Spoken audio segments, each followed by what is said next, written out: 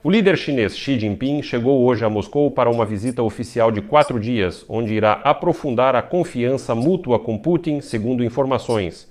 De acordo com Pequim, ele também participará de um evento em comemoração aos 80 anos da vitória dos aliados sobre a Alemanha nazista na Segunda Guerra Mundial. Mas é interessante que, em um artigo atribuído a Xi Jinping e publicado na mídia estatal russa antes desta viagem, afirma-se que os dois países devem se opor de forma decisiva a todas as formas de hegemonismo e políticas baseadas na força e resistir a qualquer tentativa de interferir ou minar a amizade entre Rússia e China. É interessante que o próprio Putin já tenha deixado claro que seu principal convidado neste 9 de maio é Xi Jinping. Exatamente. E aqui surgem sinais muito preocupantes de que, de fato, Xi Jinping chegou a Moscou como convidado de honra. Não foi por acaso, mas para fortalecer ainda mais os laços entre Moscou e Pequim na oposição ao chamado Ocidente Global. E aqui há muitos detalhes ocultos que precisam ser discutidos. Sou Alexei Pechy, hoje é 7 de maio, vamos lá. Vamos discutir o que está por trás da visita de Xi Jinping a Moscou e se ele veio apenas para o desfile de 9 de maio, ou será que nesses 4 dias ele estará aqui com um objetivo totalmente diferente, fortalecer essa aliança autocrática contra o Ocidente democrático. Então, vamos falar sobre tudo isso em ordem. O líder chinês Xi Jinping chegou hoje, quarta-feira, 7 de maio, a Moscou, para uma visita oficial de 4 dias. E a presença de Xi Jinping representa uma forte demonstração de unidade entre os dois autocratas e seus países. No momento em que a diplomacia do presidente dos Estados Unidos da América, Donald Trump, aquela política de América em primeiro lugar, abalou alianças globais e mudou as relações entre Washington e ambas as potências. E em seus comentários no mês passado, Putin chamou Xi Jinping de seu principal convidado. Já saiu na mídia russa de propaganda um artigo supostamente escrito por Xi Jinping.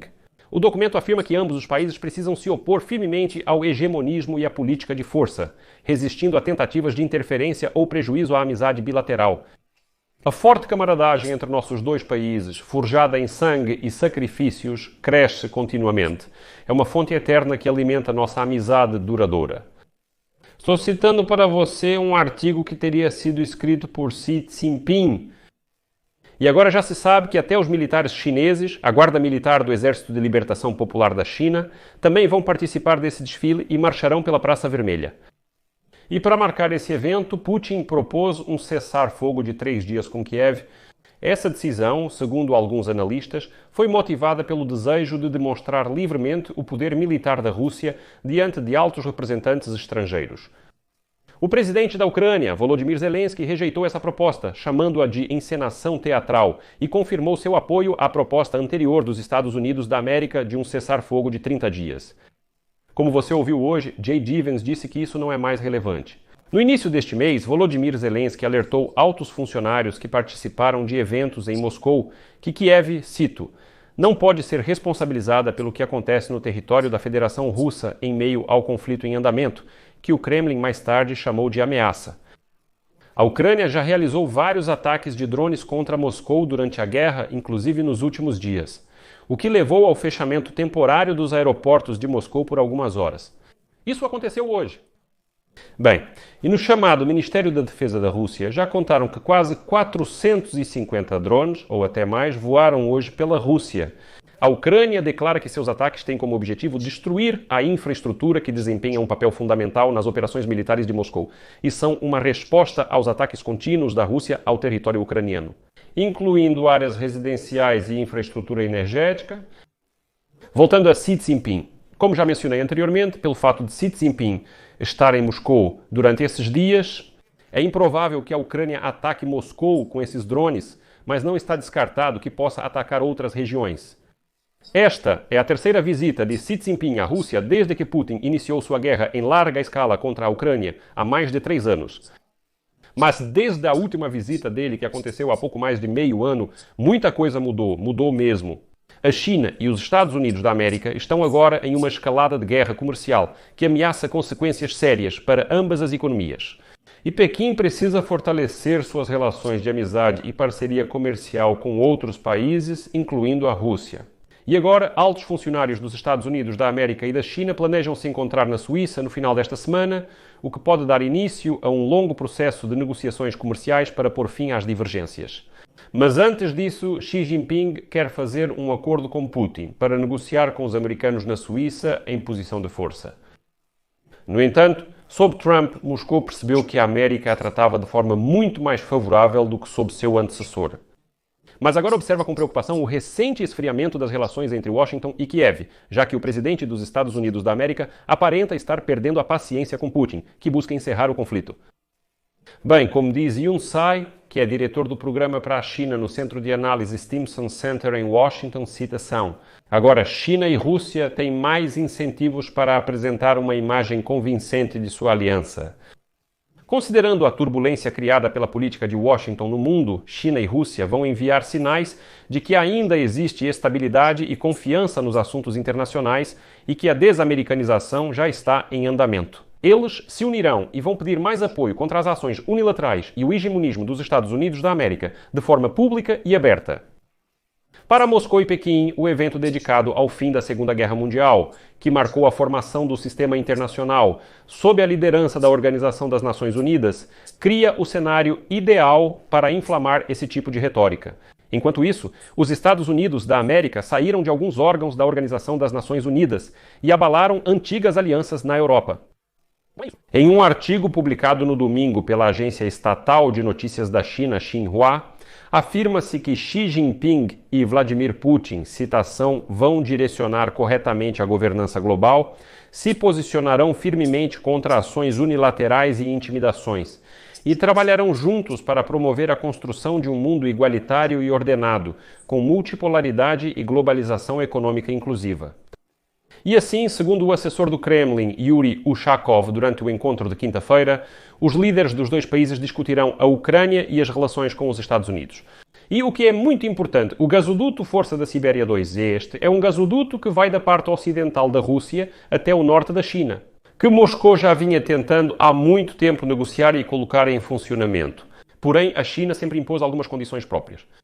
Xi Jinping e Putin, conhecidos por sua relação próxima, fortaleceram nos últimos anos os laços econômicos e de defesa entre China e Rússia. Eles também trabalharam juntos para se posicionar como líderes alternativos responsáveis em relação aos Estados Unidos da América, mesmo quando a Rússia está em guerra contra a Ucrânia e Pequim aumenta a agressão no Mar do Sul da China em relação a Taiwan, uma ilha autônoma que Pequim reivindica como sua. É importante notar aqui que as relações entre os países só se aceleraram devido à guerra da Rússia contra a Ucrânia, já que Pequim se tornou um salva-vidas fundamental para Moscou. Apesar da declaração de neutralidade neste conflito, a China e a Rússia atingiram um volume recorde de comércio bilateral no ano passado, quando Moscou, sob sanções, recorreu cada vez mais à China como mercado de exportação e fonte de produtos. Os governos ocidentais declararam que a produção de uso duplo vinda da China, como microchips e peças de máquinas, está apoiando a base industrial de defesa de Moscou. Com a Europa perdendo a simpatia por Pequim, a China defende seu comércio regular com a Rússia, dizendo que estamos apenas vendendo mercadorias e o que acontece depois em Moscou não é da nossa conta.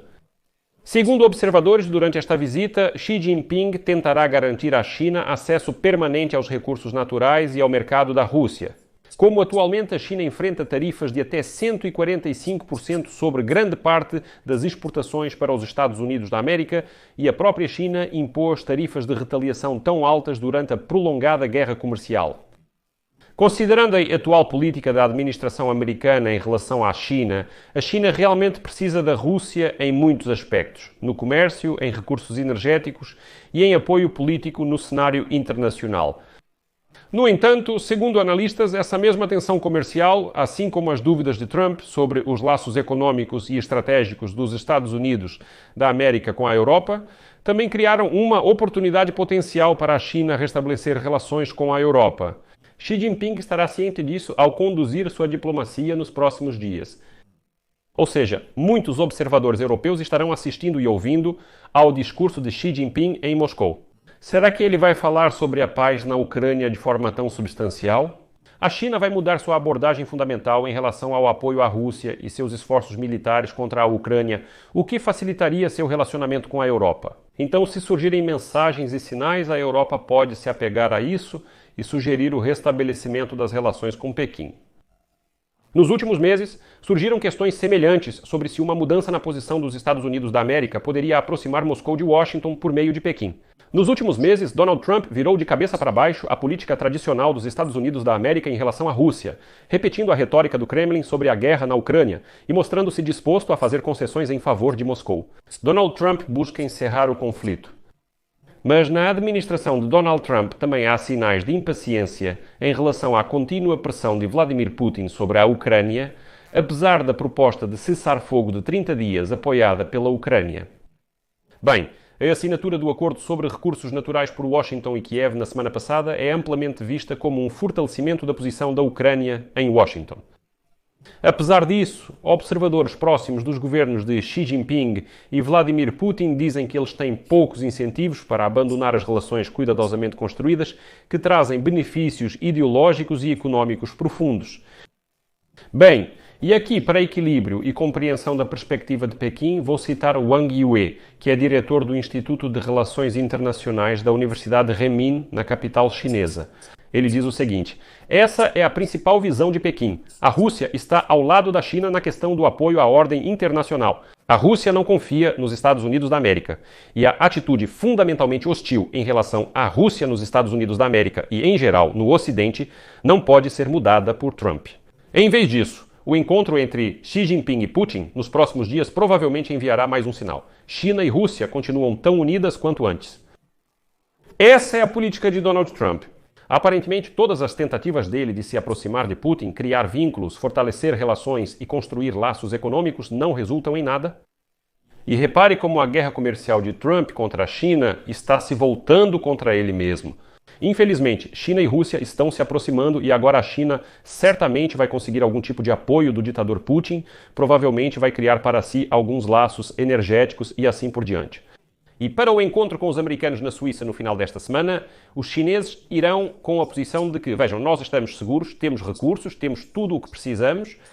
A guerra comercial também é difícil para nós, mas não cederemos primeiro. Temos ao nosso lado uma Rússia agressiva e descontrolada. Se necessário, basta soltarmos sua coleira, darmos os recursos e ela irá à guerra contra toda a Europa. É a isso que leva essa política de Donald Trump. Ele gastou 100 dias de sua presidência tentando agradar Vladimir Putin, mas no final das contas nada disso deu certo. Por isso, aqui eu coloco reticências. Deixe sua opinião e suas conclusões nos comentários abaixo deste episódio, inscreva-se no canal, ative o sininho e não se esqueça de deixar o seu like. É isso. Se cuidem. Até mais.